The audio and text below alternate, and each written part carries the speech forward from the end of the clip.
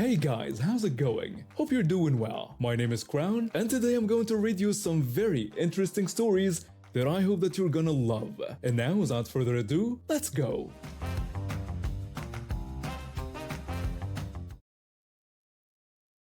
I'm a construction worker. Been doing it for 15 years. I'm used to being on my feet all day, climbing scaffolding, carrying heavy materials. My body is pretty much my livelihood.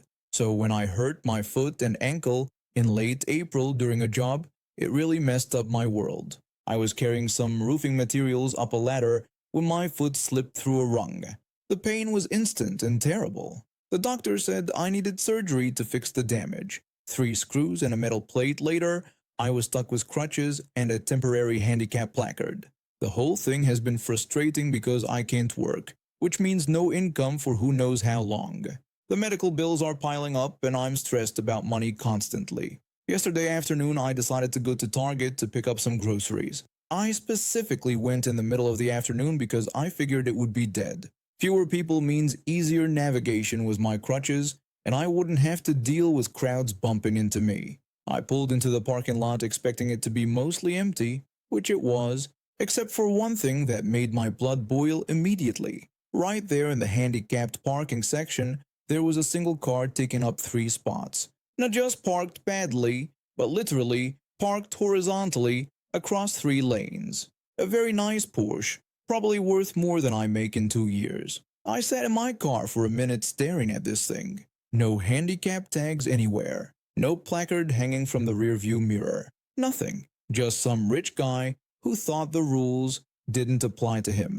And here I am, actually needing those spots, having to park way further away because this jerk decided the handicap section was his personal parking lot. But then I noticed something interesting. The passenger side window was wide open, like completely down. It was almost like an invitation. I grabbed my crutches and slowly made my way over to the Porsche. There was a small landscaping area nearby with some decorative rocks and dirt. I scooped up a handful of dirt and gravel. Nothing too big or damaging, just enough for some theatrics. I lightly sprinkled it all over the passenger seat through the open window. Not enough to cause any real damage, just enough to make a mess. Then I had an idea that made me grin. I went inside Target and hobbled over to the customer service desk. The employee there was a young guy, maybe college age, with a name tag that said he was a team lead. I told him I thought I saw a raccoon slip into the Porsche that was parked in the handicapped spots outside. The guy looked shocked and asked if I was serious. I confirmed that I had seen this furry thing jump through the passenger window and thought they should know in case it caused problems. The team lead looked genuinely concerned and picked up the phone. Within a minute, I heard the announcement over the store's intercom system asking the owner of a silver Porsche parked in the handicapped section to come to customer service immediately because of a potential wildlife situation with their vehicle. I stayed within viewing distance, pretending to shop for cereal in the aisle that had a clear view of the customer service desk. I wanted to see what would happen when this entitled driver showed up. I didn't have to wait long. About 5 minutes later, this guy practically ran through the store entrance. He was probably in his 40s, wearing expensive clothes, and looked exactly like the type of person who would park across 3 handicapped spots. He was already yelling before he even reached the desk. The entitled driver demanded to know what was going on with his car and where this raccoon was. The team lead explained that a customer had reported seeing a raccoon enter his vehicle through an open window, and they wanted to alert him immediately. The guy got even more upset and started yelling about pest control and how they let raccoons run around the parking lot. The team lead tried to explain that they don't have pest control for the parking lot, but the guy kept getting louder and more aggressive.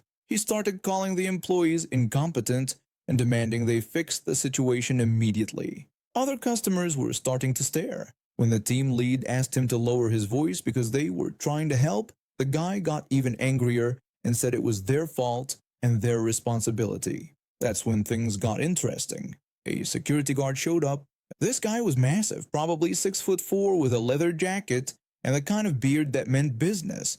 He looked like he rode a Harley to work. The security guard asked what the problem was, and the entitled driver called the employees idiots and complained about the raccoon in his car. The security guard told him to calm down and stop yelling at the employees. The entitled driver said he would yell all he wanted and asked if the guard knew how much his car cost. The security guard walked outside with the guy to check on the car situation. Through the windows, I could see them at the Porsche. The entitled driver was gesturing wildly at his passenger seat, probably finding my little dirt surprise. But here's the thing, there was obviously no raccoon.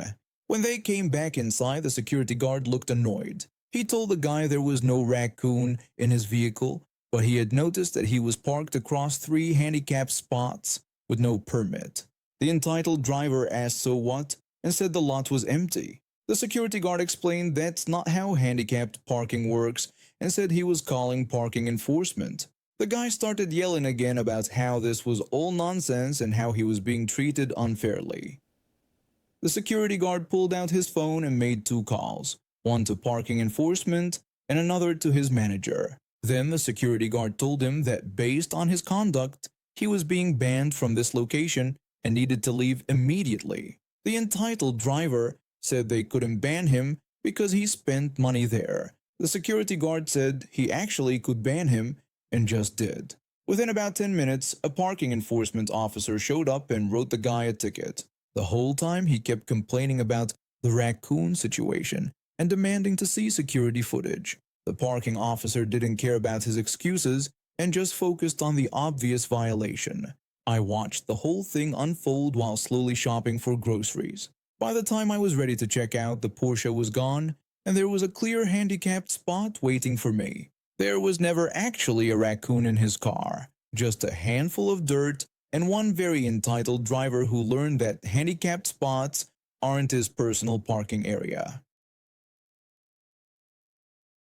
My husband's family has always been interesting. His aunt has this habit of making everything about her while pretending to be helpful. She's one of those people who loves to make grand gestures, but expects everyone to notice and praise her for it. My husband and I live in a small apartment downtown. We both work full-time jobs, him as an accountant and me as a nurse at the local hospital. Money's tight, but we make it work. We try to host family gatherings when we can because we actually enjoy cooking together, and it's cheaper than going out to eat with everyone.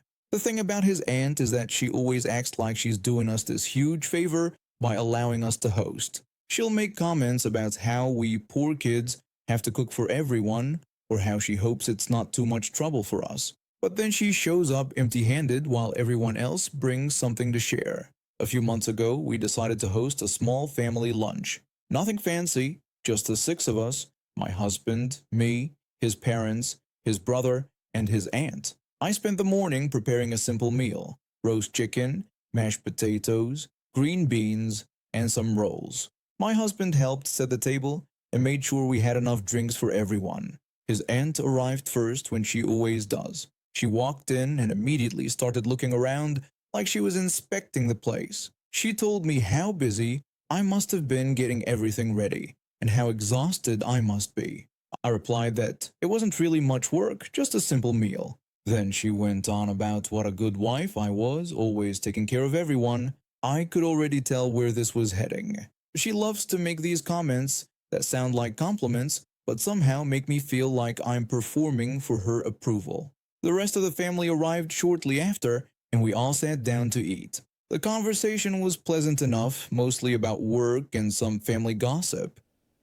His aunt kept making little comments about how delicious everything was and how much work it must have been.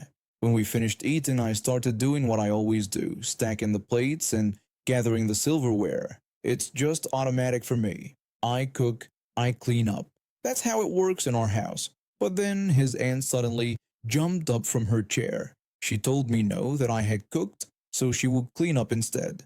She said I shouldn't worry about it and should go relax. She waved me off with this big smile on her face, the kind that says, "Look at how generous I'm being." I stopped what I was doing and asked if she was sure, mentioning that there was quite a bit to clean up. She said I was always fussing around and that she wanted to do something for once. She made it sound like I was some kind of workaholic who never let anyone help, which wasn't true at all. So I decided to take her at her word. I thanked her and said it was really kind of her. I walked right over to the couch, kicked my feet up, and turned on the TV. I didn't lift a finger.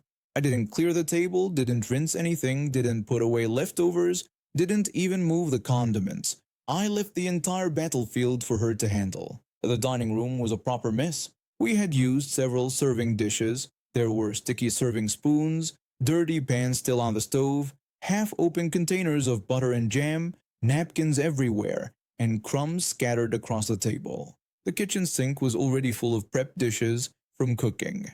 My husband looked at me with raised eyebrows, but I just shrugged and pointed at his aunt, who was now standing in the dining room looking a bit overwhelmed. About 15 minutes in, I started hearing some frustrated sounds coming from the kitchen. Then I heard her opening every single cupboard, clearly looking for something. She called out asking where I kept the cling film. I didn't even get up from the couch and just shouted back that it was in the top left drawer. Then she asked about storage containers, and I told her they were in the bottom right cabinet. I went right back to my show. It was actually pretty relaxing sitting there while someone else dealt with the mess for once. I could hear her in there, opening and closing drawers, running water, clanking dishes around. The rest of the family had moved to the living room area, and I could see them exchanging looks. My husband's parents seemed amused, and his brother was trying not to laugh. They all knew what his aunt was like. By the time she finished, she was actually sweating a little and looking slightly cranky. It had taken her almost an hour to clean everything up, mainly because she didn't know where anything went and had to figure out our system on her own.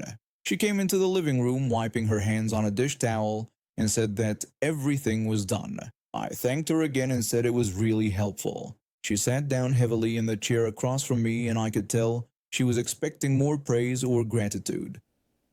But I just smiled and went back to watching TV. Later, when everyone was getting ready to leave, she pulled me aside in the kitchen. She suggested that next time maybe we could both do the cleaning together. I looked at her with the most innocent expression I could manage and agreed, telling her to just let me know. That was months ago now, and we've had several family gatherings since then. She's never offered to clean the whole thing again. Instead, she actually helps during the meal, passing dishes, clearing plates when we go, that sort of thing. She's become genuinely helpful instead of making a big show of it. My husband thinks I'm evil, but in a good way. He said it was the most effective way anyone has ever dealt with his aunt's dramatics. His parents still bring it up sometimes and laugh about it. The funny thing is, I actually prefer having help during the meal rather than after. It makes everything easier and more enjoyable for everyone. But his aunt had to learn that the hard way because she was more interested in looking generous than actually being helpful. Now when she comes over, she rolls up her sleeves and pitches in like everyone else. No grand gestures, no martyrdom, just normal family cooperation. It's so much better this way. I work as a police officer in our city's downtown area. Been on the force for about 8 years now, mostly doing community patrols around the parks and shopping districts. It's usually pretty quiet work, checking on local businesses, helping tourists with directions, making sure the parks stay safe for families. I like the community aspect of it. Most people are friendly when they see me walking around. That Tuesday started like any other day. I was doing my regular patrol through Riverside Park around 2 p.m. The weather was nice, so there were quite a few people out. Joggers, dog walkers, parents with kids on the playground. I always make it a point to wave and say hello to people. Community policing works best when people feel comfortable approaching you. I noticed this guy sitting on a bench near the pond. He looked pretty young, maybe early 20s, and he seemed agitated about something. He kept checking his phone and looking around nervously. At first, I didn't think much of it, but after my second loop around the park about 20 minutes later, he was still there doing the same thing. Now I want to be clear. There's nothing wrong with sitting on a park bench. People do it all the time. But part of my job is paying attention to behavior that seems off, especially in areas where we've had issues with drug deals or other problems. This guy's body language was setting off my instincts. I decided to approach him and just have a friendly conversation. Maybe he was waiting for someone who was late, or maybe he needed help with something. I walked over casually, I greeted him pleasantly, commenting on what a beautiful day it was to be in the park. The guy looked up at me with this startled expression, like I'd caught him doing something wrong. He agreed nervously that it was a nice day. I told him I was Officer Johnson and mentioned that I patrol the area regularly. I asked if everything was okay. He told me everything was fine and that he was just waiting for someone. I offered to help in case the person he was waiting for was having trouble finding the park. That's when things got weird. The guy started getting more nervous, fidgeting with his phone and looking around like he was planning an escape route. He told me he was waiting for his girlfriend and that she should be there soon. I said that was no problem and asked what her name was, mentioning that maybe I'd seen her around the park before. I was just trying to make conversation, but the guy was clearly uncomfortable. He mumbled something I couldn't quite hear and kept avoiding eye contact. Look, I've been doing this job long enough to know when someone's hiding something. His behavior was suspicious, and I had every right to ask a few questions. I told him I was going to need to see some identification, explaining that he seemed pretty nervous and I just wanted to make sure everything was all right. He got defensive and asked why I needed his ID, insisting he wasn't doing anything wrong. I explained it was just routine and that he'd been sitting there acting agitated for almost half an hour. I said I just wanted to verify who he was. That's when she showed up. This woman came storming across the park like she was ready for war. She was probably in her 30s, blonde hair, carrying a huge purse. The moment I saw her walking toward us, I knew this was about to get complicated. She started yelling before she even reached us, demanding to know what the hell I thought I was doing. Several people in the park turned to look. I told her I was just having a conversation with the gentleman and asked if there was something I could help her with. She accused me of harassing her boyfriend, screaming that he was just sitting in a public park and I was hassling him for no reason. I explained that I wasn't harassing anyone and was just asking some routine questions. She started ranting about routine questions, yelling that he didn't have to answer my stupid questions and that this was America where he had rights. The boyfriend looked mortified. He kept trying to quietly tell her to calm down, but she was having none of it. I agreed that she was absolutely right about him having rights and explained that I was just trying to make sure everything was okay since he seemed distressed. She got even more angry, shouting that he wasn't distressed and was just waiting for her. She demanded to know if there was something illegal about waiting for someone in a park. I said there wasn't anything illegal about it and that I was just doing my job by checking on someone who appeared to be in distress. But she was already past the point of reasonable conversation. She got right up in my face, close enough that I could smell her perfume. She started yelling about my job, saying it was to catch real criminals, not bother innocent people. She screamed that her boyfriend paid taxes and that they both paid my salary. I told her I was going to need her to step back and lower her voice because she was causing a disturbance. She got even more furious, asking if she was causing a disturbance and insisting that I was the one harassing people. She demanded my badge number and name, threatening to call my supervisor. At this point, other people in the park were definitely staring. A couple of parents had moved their kids away from the playground to watch what was happening. This was exactly the kind of scene I try to avoid.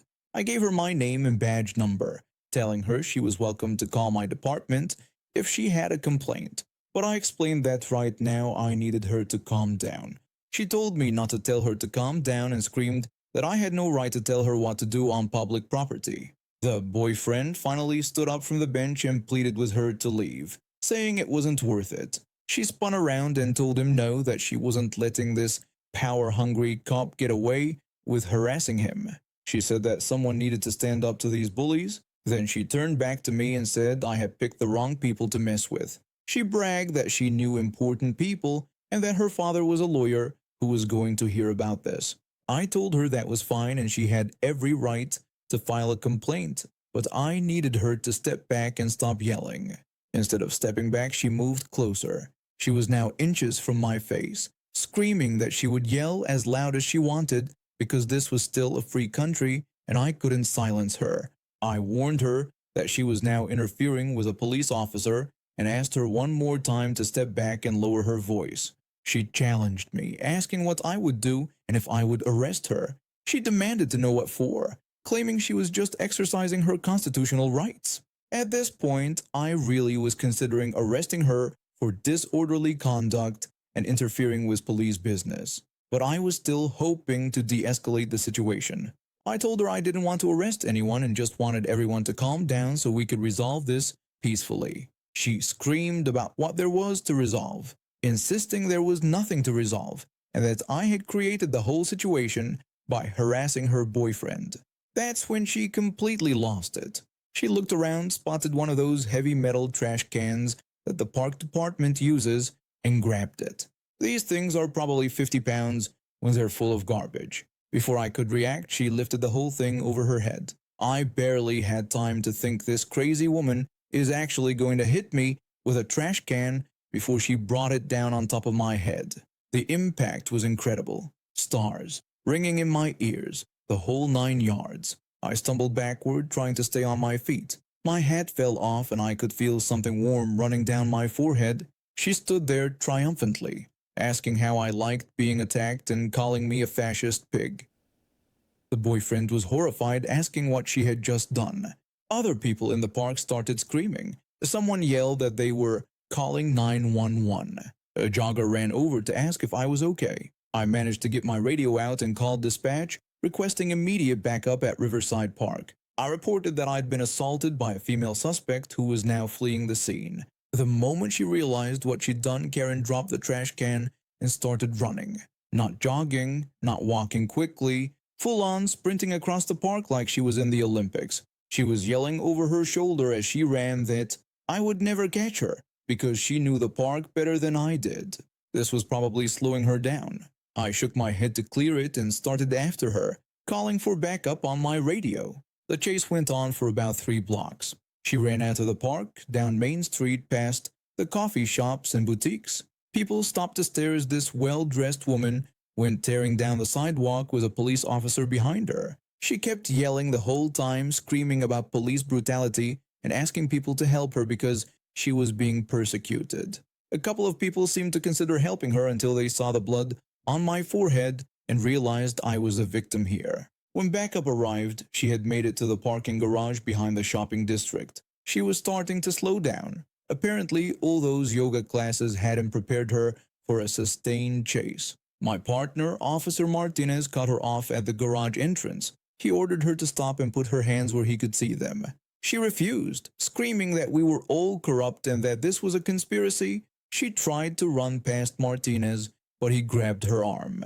That's when she made her second big mistake of the day. She swung her purse at Martinez's head. He told her that was enough and pulled out his taser. He warned her to get on the ground or he would tase her. She defiantly said he wouldn't dare because she was a taxpayer with rights. Martinez gave her a last warning. She told him to go ahead and tase her, threatening that she would then sue the entire police department. So he did. The taser hit her right in the chest. She went down like a sack of potatoes, twitching and screaming.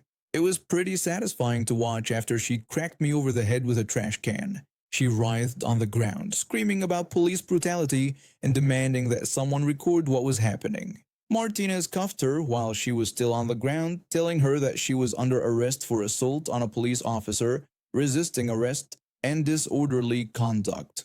When we walked her to the patrol car, she kept screaming about her rights and how she was going to sue everyone. The boyfriend had disappeared entirely, probably smart on his part. She ranted that this was illegal and demanded a lawyer and to call her father. I told her she would get her phone call at the station. She threatened that she was going to own the police department when she was done with us and asked if I knew who her father was. I told her I didn't care who her father was because she had assaulted a police officer with a weapon. At the station, it turned out her father was indeed a lawyer, a tax attorney with no criminal law experience who was absolutely mortified when he found out what his daughter had done. He apologized to me and said he'd been telling her for years that her temper was going to get her in serious trouble. She ended up pleading guilty to assault on a police officer and got 6 months in jail plus community service. The judge was not impressed with her "I pay your salary" defense. When we went back to check on her boyfriend, we found out he'd been waiting in the park to meet his drug dealer. Karen had been so busy defending his rights that she'd created a massive scene over what would have been a simple drug possession charge. Instead, she went to jail, and he got arrested anyway when the dealer showed up and tried to sell to an undercover officer who'd been watching the whole thing.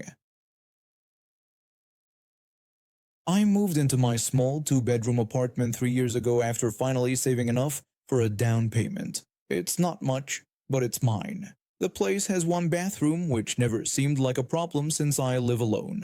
My home office doubles as a guest room when needed, which is maybe twice a year at most. My sister lives clear across the country with her husband. We don't see each other often because of the distance and travel costs. When she called last month saying they wanted to visit, I was excited. It had been almost 2 years since we'd spent time together in person. I immediately offered to let them stay with me to save money on hotels. My sister was thrilled and asked if it would be too much trouble. I told her it wouldn't be a problem at all and said I'd set up the air mattress in my office. I mentioned it would be like old times. I spent the weekend before their arrival deep cleaning and stocking up on groceries. I even bought those fancy coffee pods my sister likes and made sure I had extra towels ready. They arrived on a Thursday evening and everything started out great. We caught up over dinner, looked through old photos, and stayed up late talking. I was so happy to have them there. The first sign of trouble came Friday morning. I woke up around 7 and needed to use the bathroom. The door was closed, so I waited and waited. After about 20 minutes, I knocked gently and asked if he'd be much longer. He said he just needed a few more minutes. Those few minutes turned into another 45 minutes. When he finally came out, I was practically dancing around. I didn't say anything because I figured maybe he was just getting settled into a new routine. But Friday continued the same way. Every time I needed the bathroom, he was in there. Long stretches of time. I started timing it without meaning to, and his sessions were lasting anywhere from 30 minutes to over an hour. By Friday evening, I was frustrated but tried to stay calm. Saturday morning was worse. I woke up early, specifically hoping to use the bathroom before he got up, but he was already in there. I made coffee and waited, and waited. When my sister got up, I decided to address it diplomatically. I asked my sister if I could talk to her about something. She said sure and asked what was up. I explained that her husband spent really long periods in the bathroom and that I was having trouble getting in there when I needed to. My sister told me that he had a medical condition. She explained that his stomach issues meant he needed the bathroom frequently and for longer periods. She thought I already knew about it. I told her I didn't know, but that I understood medical conditions happen. I mentioned that it was just difficult with only one bathroom. She said he couldn't help it, and that it wasn't like he was doing it on purpose. I felt bad for bringing it up after learning about his condition, so I dropped it. But the problem didn't go away. Saturday afternoon, I actually had to leave my own house and drive to the grocery store just to use their bathroom because he'd been in mine for over an hour and showed no signs of coming out. I bought some random items I didn't need just to justify using their facilities. Sunday was the breaking point. I woke up at 4 a.m. with an urgent need to use the bathroom. The kind where you know you don't have much time. I could see light under the bathroom door, so I knocked. I told him I really needed to use the bathroom urgently. He said to give him a minute because he was almost done. I pressed that it was really urgent and asked how long he thought he'd be. He estimated maybe 5 minutes. Those 5 minutes became 10, then 20, then 30. I was pacing around my apartment, trying every trick I knew to hold it. I knocked again and pleaded that I really couldn't wait much longer. He said he'd be right out. By this point, I was in physical pain. The nearest 24-hour store was 15 minutes away, and I knew I wouldn't make it. I had to make a choice that I never thought I'd face in my own home. I had to use a large cup in my kitchen sink because I literally could not wait another second. It was humiliating and gross, and I was furious with myself for being put in that position. He finally came out an hour after I'd first knocked. A full hour. He didn't even acknowledge that I'd been waiting or apologize. He just walked past me to the guest room like nothing had happened. Monday morning, I knew I had to address this directly with him. I told him we needed to talk about the bathroom situation. He asked what about it. I explained that he was monopolizing the only bathroom in my apartment and that yesterday I had to do something really unpleasant because he wouldn't come out when I told him it was urgent.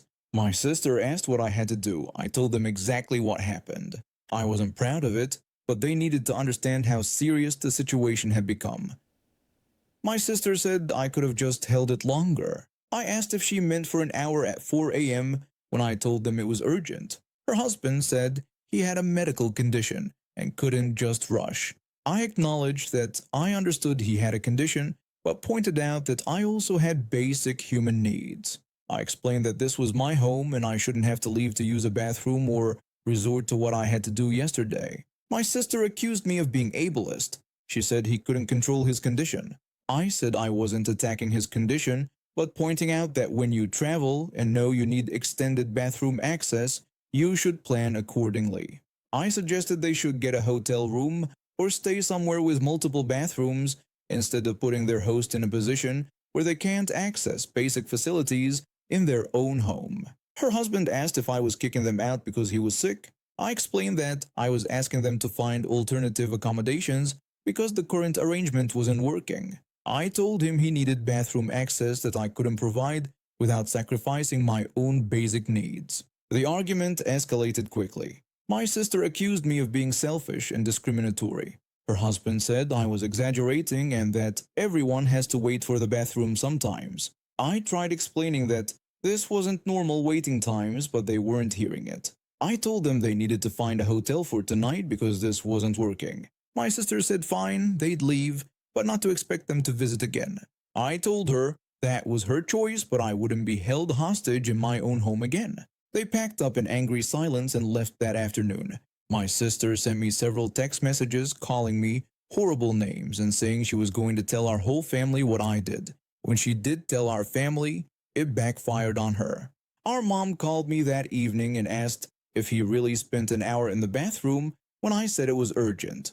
I confirmed that he did, and that it was just the final incident in a pattern that lasted the whole time. My mom told me she had bathroom issues too, but would never do that to someone. She said when she travels, she always makes sure she has her own space so she doesn't impose on others. She told me what I did was reasonable. Our aunt called too, then our cousin. My sister had called everyone expecting them to take her side, but instead they all agreed that her husband's behavior was inconsiderate, medical condition, or not. Several family members shared their own stories about managing medical issues while traveling without imposing on their hosts. My cousin mentioned that there's a hotel just 2 miles from my apartment that has rooms with 2 bathrooms specifically advertised for guests with medical needs. It's not even expensive. They could have stayed there the whole time and avoided this entire situation. My sister stopped responding to family group chats after a few days when it became clear that no one was supporting her position. I haven't heard from her since, but honestly, I'm not losing sleep over it. I'm just glad I have my bathroom back.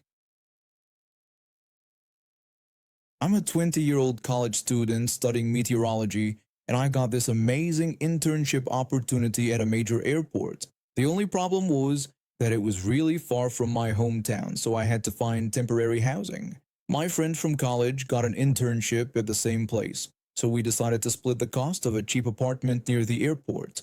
The apartment wasn't much to look at. It was in an old building with peeling paint and creaky floors, but we figured it would do for the few months we'd be there. The rent was cheap, which was all that mattered to us as broke college students. We were on the second floor, and there was a narrow staircase leading up to our unit. We didn't know when we signed the lease that we'd be sharing our space with some very unwelcome neighbors. There were about 4 or 5 stray dogs that had made the building their home. Most of them kept to themselves and scattered when they saw people, but one dog had claimed the area right outside our apartment as his personal territory. This dog was medium-sized with matted brown fur and the attitude of someone who owned the place. Every single day, he would position himself right at the top of the stairs, blocking our path. It didn't matter what time we left for work or came home, he was always there. When he heard our footsteps or the sound of our door opening, he would start barking like his life depended on it. The first few times it happened, my friend and I tried to be understanding. We knew the dog was probably just scared and defending what he thought was his space. But after 2 weeks of this routine, we were getting frustrated. We had to leave early for work every morning, and coming home after long days of data analysis and weather monitoring, the last thing we wanted was to deal with a territorial dog.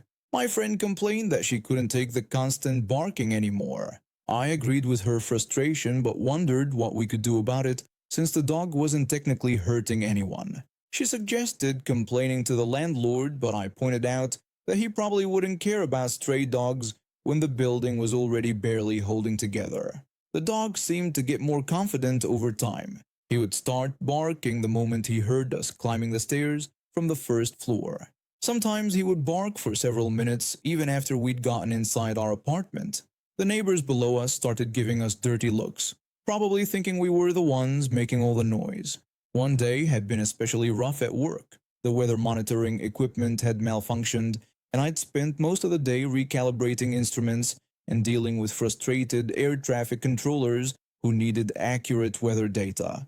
My friend had been stuck in meetings all day with senior meteorologists who kept questioning every report she filed. We were both exhausted and just wanted to get home, order some cheap takeout, and collapse on our second-hand couch. When we climbed the stairs to our floor, we could already hear the familiar sound of the dog positioning himself at the top of the landing.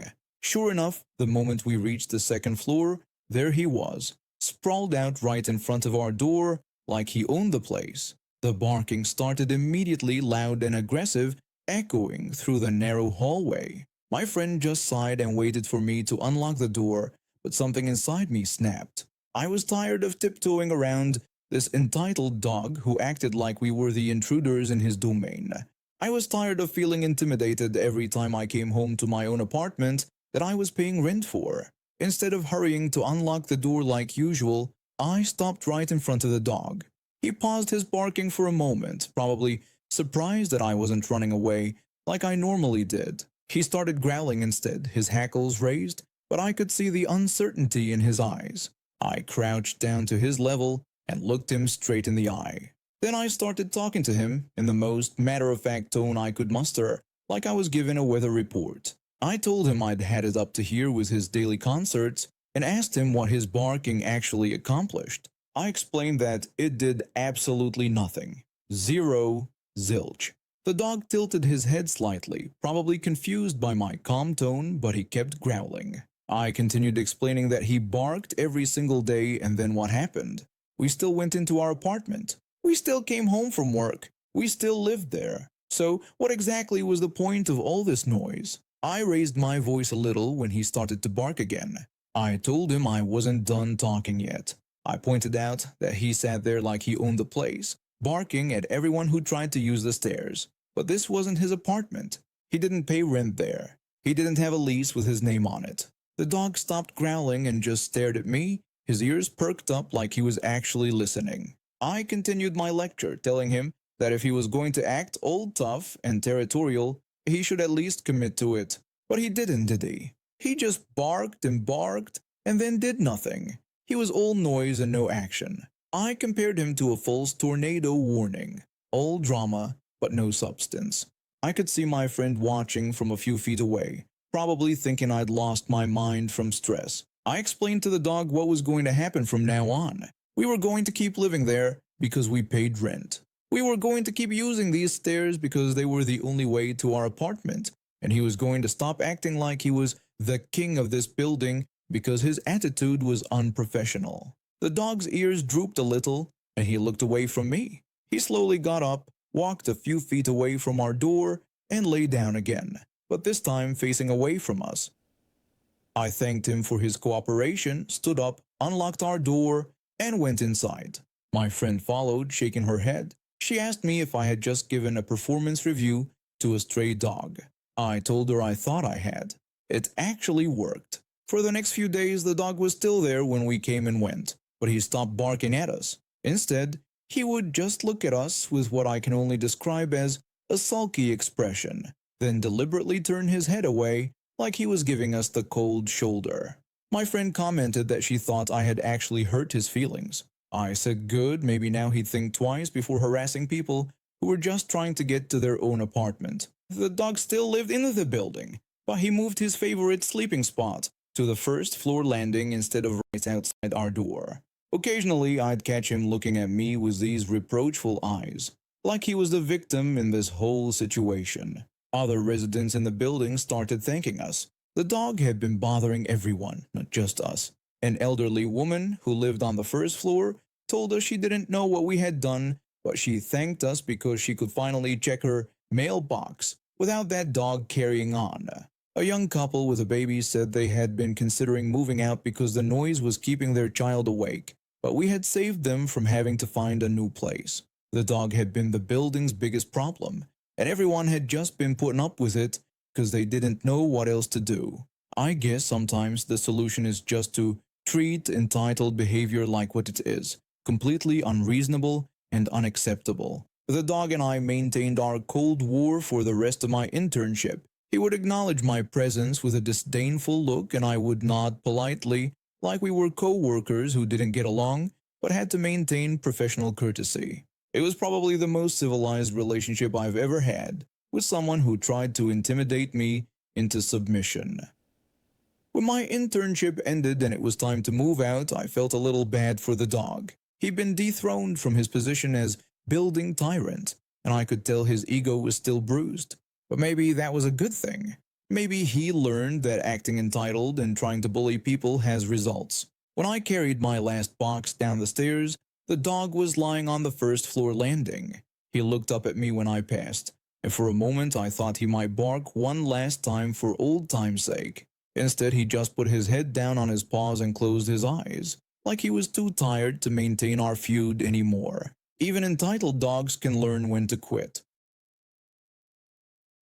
And now we have reached the end of today's stories. Thank you for watching, and see you next time.